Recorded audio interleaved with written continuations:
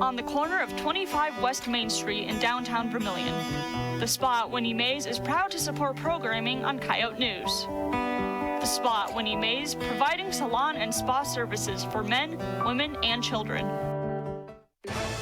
Coming up on Coyote News, results of USD's student government elections. Plus, a potential return to normalcy in the fall semester. Coyote News starts right now.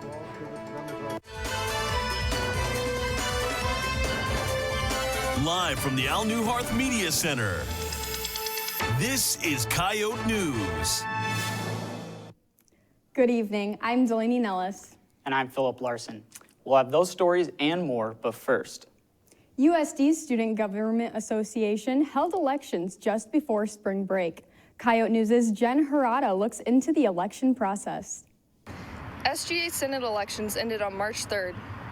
Senators are chosen to represent each college within the university.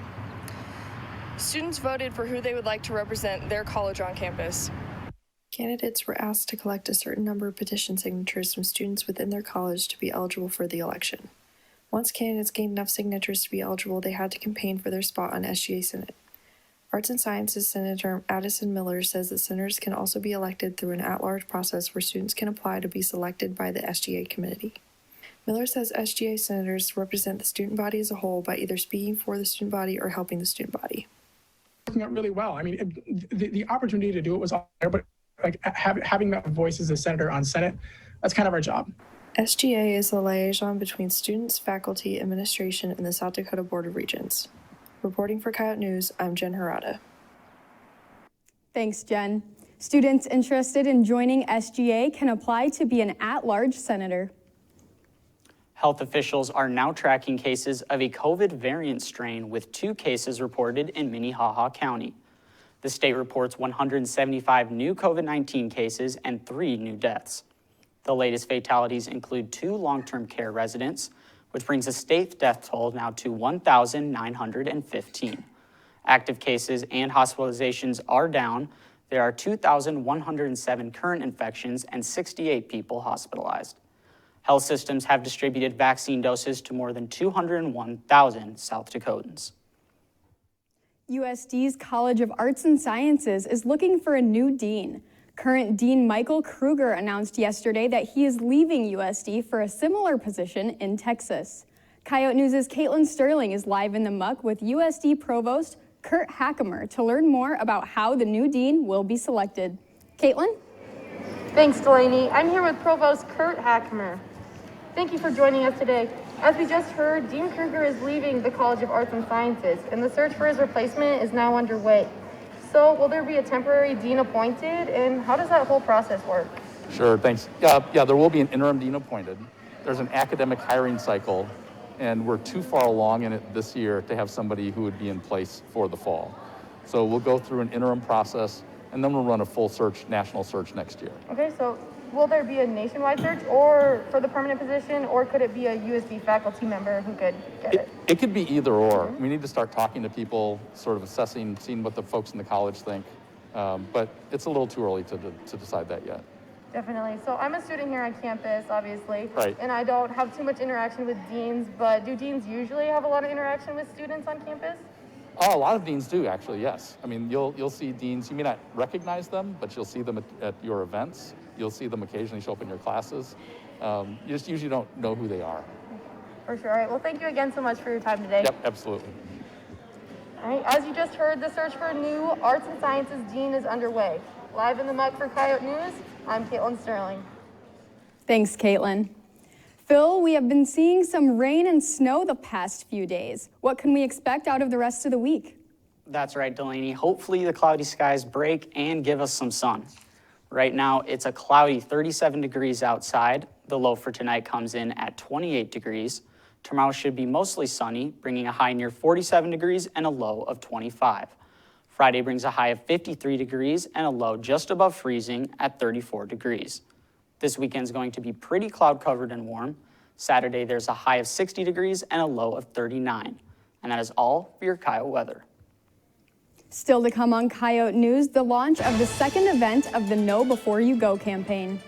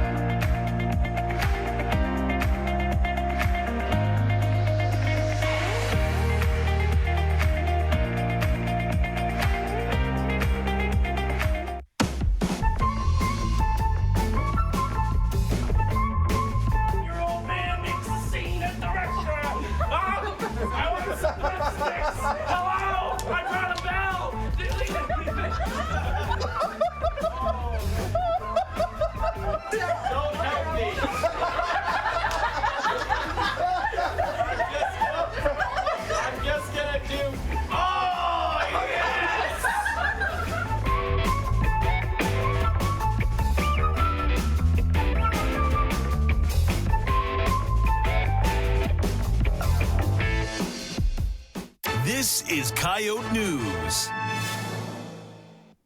Last week marks the one-year anniversary of South Dakota's first confirmed COVID-19 death. Coyote News' Jackson Thorson tells us when ordinary college life may come back. In an email sent out Tuesday morning, President Gestring announced plans to transition into a normal fall semester. Gestring says that USD is planning for fall operations that do not include social distancing or mask mandates, provided that local infection rates remain low. The South Dakota Department of Health currently reports 2,144 active COVID cases in the state and 24 within Clay County. Kevin O'Kelly, leader of President Gestring's COVID-19 task force, says that there are two components needed for a safe return. The key to us opening up fall semester like we want to is a low background case rate and high vaccination rate. So those two things together will lead us back to normalcy. Although the city of Sioux Falls recently lifted their mask mandate in public spaces, O'Kelly urges the community that we're not there yet. Please continue to wear your mask. Please continue to social distance. Get your vaccination. Come and get tested. The Department of Health has provided free testing for all students and members of our community. So I encourage people to get tested regularly and make sure that you're still being safe until you get that vaccine. More than 34% of South Dakotans have received at least one dose of the COVID-19 vaccine, and nearly 20% have fully completed their vaccinations. Reporting for Coyote News, I'm Jackson Thorson. Thanks, Jackson. Students are now able to register for the COVID-19 vaccination. An email was sent to students today with full details on how to register for your shot. After a few months of campaigning, the new Student Government Association leaders have been installed. Abuk Jeel and Carter Larson have led SGA for the past calendar year as president and vice president.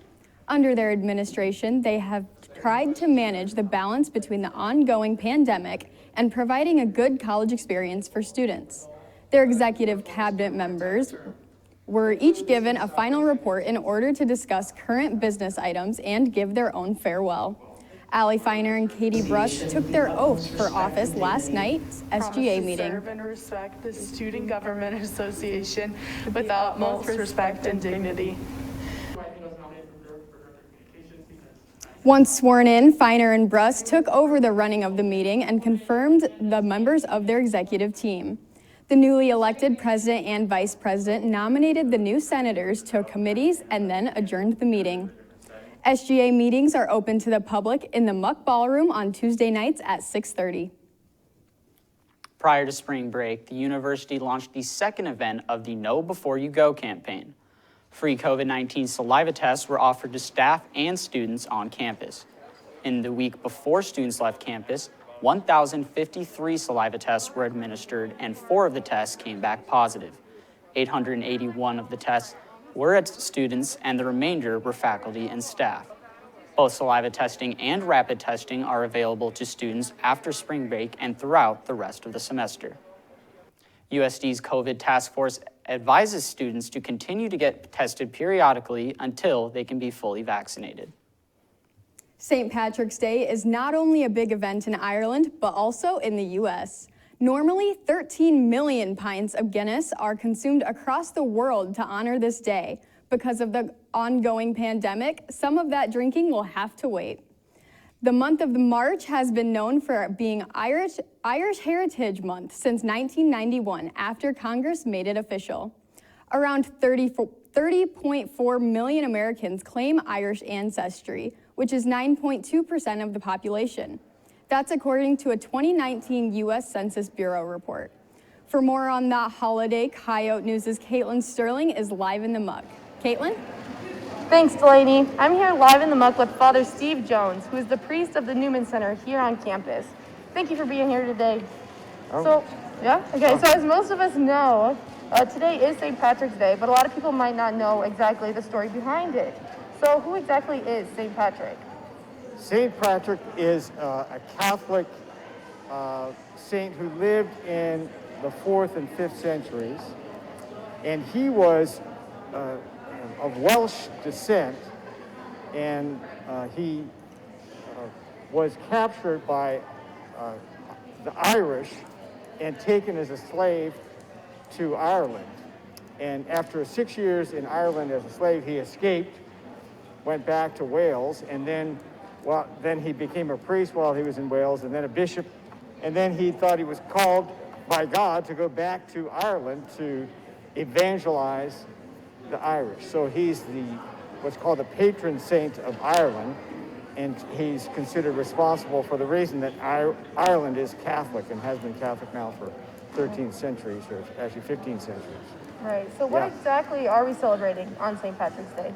Well, we're celebrating, it's the anniversary of his death. So St. Patrick, we think, died March 17, 460, or thereabouts. And so since a saint is born into eternal life on the day of their death, that's the day of celebration, because that's the day that Jesus takes you into heaven. So that's what we're celebrating on St. Patrick's Day. Right. Okay. So what are some fun traditions or activities we can do to celebrate St. Patrick's Day? Well, one of the things is people are known for wearing green on St. Patrick's Day, because you have it's the Emerald Isle, St. Patrick's Day, the Emerald Isle, very green, very green trees, green fields, so wearing green. Also the shamrock, so you see I've got a shamrock on. So the shamrock was used by St. Patrick to evangelize, because it represents the Trinity. So he would explain to the Irish pagans, that is, they weren't Christian, so the shamrock has the three lobes on it, so he would explain the Trinity, that you have the three divine persons, Father, Son, Holy Spirit, and then one God. Mm-hmm. Awesome. Well, thank you so much for your time today and for all your information. Oh, you're welcome. God bless you. Live in the muck for Coyote News, I'm Caitlin Sterling. Thanks, Caitlin. USD sports had an exciting week over spring break. That's right, Delaney. I'll talk about what's next for the women's basketball team and more when we come back. The Honors Lounge is my favorite place to study on campus. The Honors Lounge, located in Old Main, offers 24-hour access. With quiet study space, free printing, study snacks, and computer access. To join, contact the University Honors Program.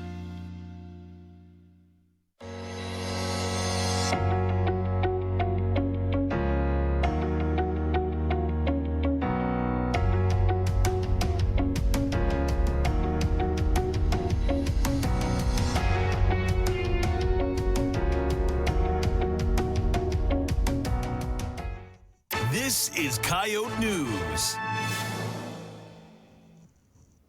Welcome back. I'm Sierra Prue, and this is your Coyote Sports. Women's basketball landed in San Antonio, Texas yesterday to prepare for the NCAA tournament. After winning the Summit League tournament for the second year in a row, Coyotes found out their seed and their opponent on Monday in the SCSC. South Dakota is seeded 11th and will be taking on the number 6 seeded Oregon in the first round of play. In her 5th season with the team, 3-time Summit League Coach of the Year Dawn Plitzawhite is making her 3rd NCAA tournament appearance. A parade through campus sent off the Yotes on their way to the airport yesterday. You can watch the Coyotes game Monday night on ESPN2 with tip-off at 9. The Coyote men's basketball team ended their record season in Sioux Falls during the Summit League tournament. Seeded number 2, the Coyotes took on the number 7 seed Western Illinois, getting their first and only tournament win. A week prior to game day, the Coyotes lost starting point guard AJ Plitzawhite due to injury. Despite the predicted setback, Coyotes rallied in the semifinals against NDSU and at times led the game by 10. In the final 7 minutes, the Bison came back, ending the game 79-75. Top track and field Coyotes made their appearance at the NCAA Championships over break. A pole vault duo, Eric Hamer and Ethan Bray, earned a spot on the All-American first team. Eric Hamer beat his personal best 3 times, vaulting 18 feet 4.5 inches on the last one, placing him 4th. The second half of the duo, Ethan Bray, followed in 5th place with a finish of 18 feet and 1/2 inch. Jen Hirata and Brighton Senior also made appearances at the NCAA Championships. Hirata placed 10th in the women's pole vault. Senior placed 10th in the men's 60-meter hurdles. The Coyote football team battled and lost their first home game Saturday at the Dakota Dome against conference foe Missouri State. USD and Missouri State went back and forth for the first 3 quarters of play.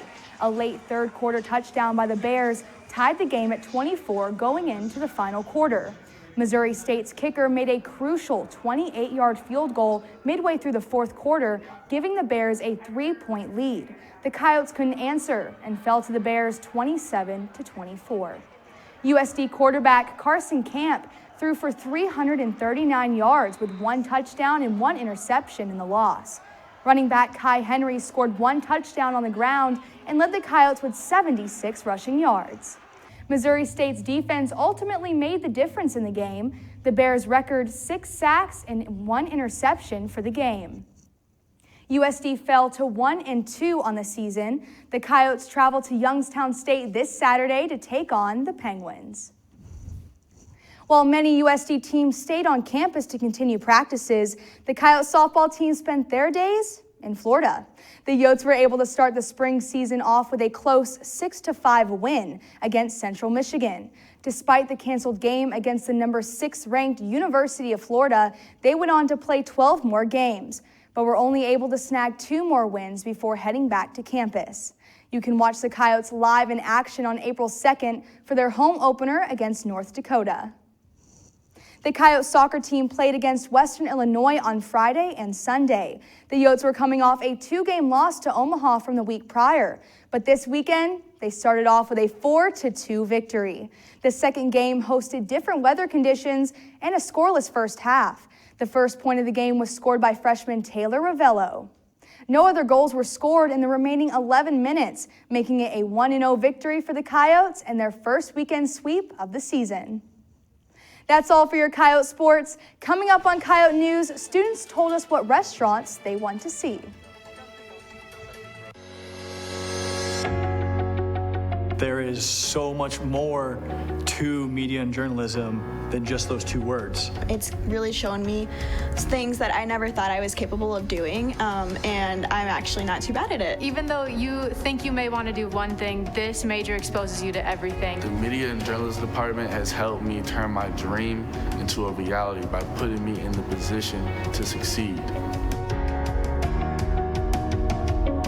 PAVE is promoting awareness, victim empowerment, but it's more than that. PAVE is hope, community, inspiring, change, friendship, diverse, USD, understanding, important, dedicated, powerful. PAVE is shattering the silence of sexual violence.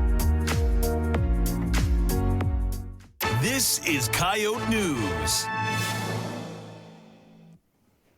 As we cross the halfway point of the semester, students are looking for new food options. In this week's Out and About, we asked students what restaurants they want to see in Vermilion. Here's what they had to say.